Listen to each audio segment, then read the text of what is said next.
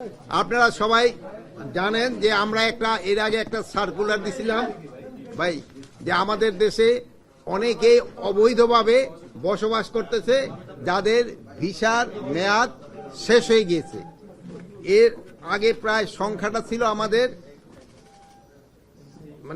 Officially সংখ্যাটা হলো ৪৯,২২৬। এখন এইটা কমে আসছে ৩৩,৬৪৮। এই ৩১শে জানুয়ারি কিন্তু তাদের এই সময়সীমা শেষ হয়ে যাবে। আর আমরা ইন দি মিন টাইম এটা কমানে প্রায় ১০,৫৩,০০,০০০ টাকা আমরা ট্যাক্স রেভিনিউ আয় হয়েছে এদের মাধ্যমে, যেহেতু আর প্লাস তারা এখনো চলে যাচ্ছে এবং যারা অবৈধভাবে আসছে তারা আমাদের ৩১শে জানুয়ারির পর আমরা তাদের বিরুদ্ধে আইনানুগ ব্যবস্থা নিব। এটা শুধু তাদের বিরুদ্ধেই না, এবং তাদের যারা এই কর্মসংস্থানের ব্যবস্থা করে দিচ্ছে, যেহেতু তাদের কোথাও কাজ দিতে হলে এটা কিন্তু ইসেদের থেকেও একটা পারমিশন নিতে হয় বিদেশিদের কাজ দিতে হলে। যদি তারা ওইটা না নিয়ে থাকে এবং এইটা করে থাকে, এই জন্য ওই যে সংস্থা তাদের যে প্রোভাইড করছে তাদের বিরুদ্ধেও আমরা ব্যবস্থা নিব। এটা ছিল আমাদের একটা বড় ধরনের একটা এজেন্ডা। তারপরে তো নর্মাল আইন শৃঙ্খলা ব্যাপারে আলোচনা হয়েছে, প্লাস আমাদের সীমান্তের ব্যবস্থাটা সম্বন্ধেও আমাদের আলোচনা হয়েছে, প্লাস আমাদের এই মাছ টাছ যে অনেক সময় হয়ে যাচ্ছে এই ব্যাপারে আলোচনা হয়েছে, প্লাস আমাদের যে কতগুলি লিমিটেশন রয়ে গেছে এইগুলির ব্যাপারে আলোচনা হয়েছে। যেহেতু আপনারা জানেন যে আমাদের ইসের পরে অনেক ক্ষয়ক্ষতি হয়েছে, যেগুলি আমরা এখন পর্যন্ত কিন্তু করতে পারিনি, রিপ্লেসমেন্ট করতে পারিনি। যেমন গাড়ি যেগুলি নষ্ট হয়ে গেছে আমরা এখনো রিপ্লেসমেন্ট করতে পারিনি। প্লাস আমরা জানেন যে আমরা বিএসএফ রে কোনো সময় বর্ডারে আমরা সব সময় লেথাল ওয়েপনই দেওয়া ছিল। ওই যে আপনারা অনেকে জানেন বিজিবি কেন তারা সাউন্ড গ্রেনেড মারে নাই বা কেন টিয়ার শেল মারে নাই, বা এইগুলি তো বিজিবির কাছে নাই, যেহেতু বিজিবির কাছে তো সব লেথাল ওয়েপন, এই জন্য তো ওইটা তো তারা মারতে পারে নাই। এই জন্য আমরা তাদের এখন পারমিশন দিয়ে দিয়েছি এবং খুব তাড়াতাড়ি এই জিনিসগুলি ক্রয় করা হবে। আর যেগুলি যে মরণঘাতী ওয়েপন তো ওদের কাছে আছে, কিন্তু যেইগুলি নাই, যেমন ধরেন যে টিয়ার গ্যাস নিক্ষেপ করা, যে টিয়ার গ্যাস তো ওদের কাছে নাই, প্লাস আপনার ওদের কাছে তো এই যে সাউন্ড গ্রেনেড নাই, এই সাউন্ড গ্রেনেড এইগুলি কেনার জন্য ওদের আমরা পারমিশন দিয়ে দিয়েছি।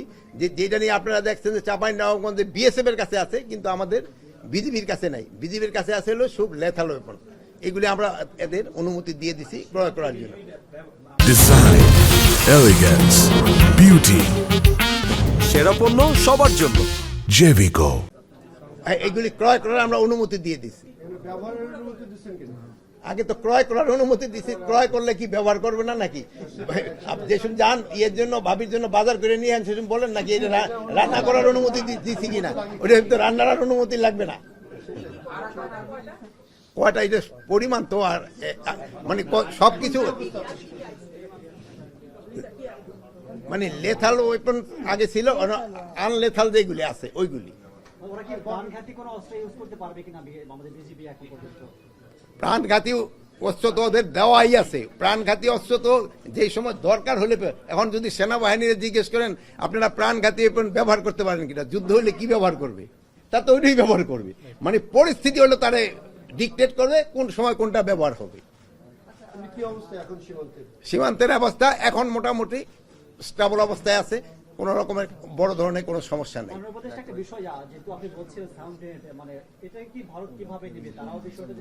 না, ভারতের কাছে তো সাউন্ড গ্রেনেড আছে, ওরা তো এটা খারাপ ভাবে নেওয়ার কোনো স্কোপই নেই।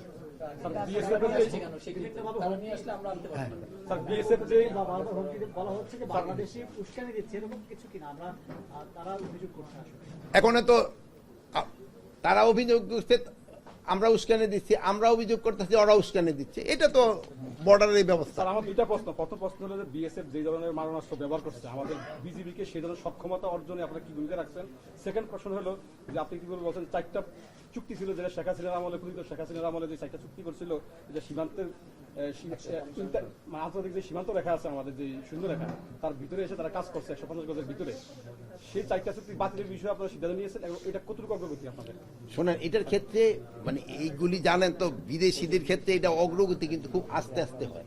প্লাস এটা আমাদের, আমরা বলছি যে আগামী মাসে আমাদের ডিজি, বিজিবি এবং বিএসএফ এর ডিজির সাথে একটা কনফারেন্স আছে এবং আমাদের সচিব মহোদয়ের নেতৃত্ব আমরা একটা কমিটি করে দিছি। ওনারা কোন কোন পয়েন্টগুলি ক্ষেত্রে আমরা একটা রিটার্ন লেটারও দিয়ে দিচ্ছি ফরেন মিনিস্ট্রির ক্ষেত্রে, যেটা তারা ওদেরও জানাবে যে এই চুক্তিগুলি একটু অসম হয়েছে, এগুলি ক্ষেত্রে আবার একটু আমাদের মধ্যে এই চুক্তিগুলি আবার দেখা দরকার, রিভিজিট করা দরকার। কোনটা? এটা আমাকে সচিবের এখানে খুব একটা বড় কমিটির দরকার নাই, কোন কোনগুলি কিনেছে আমাকে ইন্টারনাল। এটা কোন কমিটি? না, সচিব এলো মানে আমাদের মিনিস্ট্রির ভিতরে এটা আলাপ করে হয়ে যাবে, যে আমাদের মিনিস্ট্রি মানে সময় মানে না না কোনটা কারণ এটাকে অলরেডি আমরা অনুমতি দিয়ে গেছি। এটা ক্ষেত্রে ধরেন টেন্ডার হবে, এটা একটা প্রক্রিয়া আছে, তো এটা তো বাড়া থেকে আনতে হবে। ভাই অস্ত্র কিনা এইগুলি কিনতে তো একটা নর্মাল প্রসেস, এটা সারা জন্মই কিনা হচ্ছে, এটা সব সময় কিনা হচ্ছে।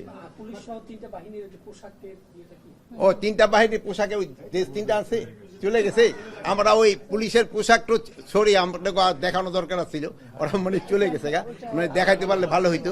আমরা বলছিলাম ওই একটু আনা যাবে না, এই ওই ড্রেসটা আনা যাবে না, 3জন বলা হয়েছিল 3টা থাকার জন্য। ফাইনাল যেটা হয়েছে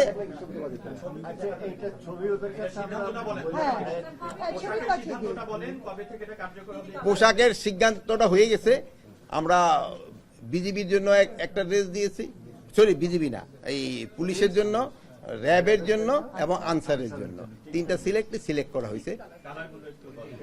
এখন বললে না তোমরা ঠিক ধরতে পারবে না, কিন্তু দেখলে ভালো হবে, কিন্তু রংগুলো প্রত্যেকটা ম্যাচ কালার এখন এটা রাখার কথা বলছিলেন, আবার চলে আপনারা দেখেন না যাওয়ার সময়।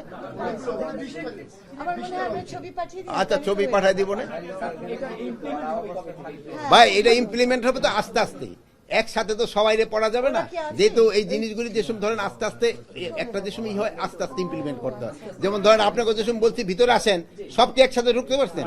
আস্তে আস্তে ঢুকতেন না, এরকম একটু আস্তে আস্তে ইমপ্লিমেন্ট হবে।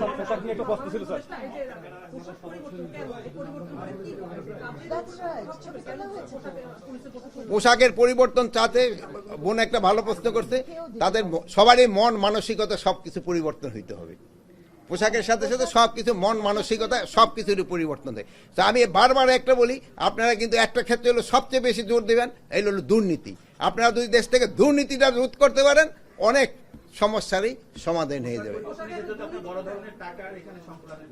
না, এটা বড় ধরনের টাকার সংকলন হবে না, ওই নর্মাল ড্রেস দেশমই হতে থাকছে না, এই আস্তে আস্তে এইভাবে আমরা করে দিব, যেন বড় ধরনের টাকার সমস্যাটা না হয়। পুলিশ সংস্কার কমিশন একটা রিপোর্ট দিয়েছে, যেটা সংস্কার কমিশনের রিপোর্টটা এখনো আমার হাতে এসে পৌঁছেনি। সেখানে সুপারিশগুলো ডিসক্লোজ করছে ইতিমধ্যে, আপনার মন্ত্রণালয় থেকে ওয়েবসাইটে দেওয়া হয়েছে, আমরা পেয়েছি। হ্যাঁ, তো সেখানে অনেকগুলো সুপারিশ আছে যে পুলিশের আচরণগত পরিবর্তন, পুলিশকে জনবান্ধব করা, পুলিশকে যেই ধরনের পুলিশ আগে যে ফ্যাসিস্ট সরকারের যে সমস্ত সহযোগী হিসাবে কাজ করে, আপনারা চাচ্ছেন পুলিশকে জনবান্ধব এবং সরকারের কাছ থেকে যে ডিফারেন্স করে একটা কমিশনের অধীনে চালানো। এই সুপারিশগুলো বাস্তবায়নের ক্ষেত্রে আপনাদের অগ্রগতি বা আপনাদের চিন্তা ভাবনা কি? এটার মধ্যে যেহেতু এই রিকমেন্ডেশনগুলি দিছে, এটা তো খুব ভালো ভালো রিকমেন্ডেশন, আর এইগুলি করতে তো একটু একটু সময় দরকার হবে। আমরা কিন্তু সবসময় বলি জনবান্ধব পুলিশ করা, বাট তাদের তো মন মানসিকতা এইগুলি চেঞ্জ করতে হবে। 15 বছর তাদের যে ধরনের ট্রেনিং ছিল, তাদের ট্রেনিং এর ধরনও চেঞ্জ করতে হবে। তাদের এইগুলি তো করার জন্য আপনাকে সময় দিতে হবে, তারপর এই একটু মানবিক হওয়ার জন্য মানে ট্রেনিং দিতে হবে, এগুলির জন্য সময় দিতে হবে। তো আপনারা ভালো থাকেন, দোয়া করেন, আল্লাহ হাফেজ।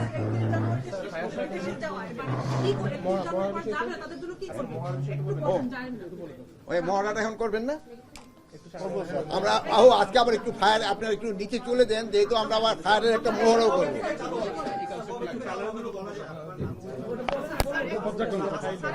এটা পর্যায়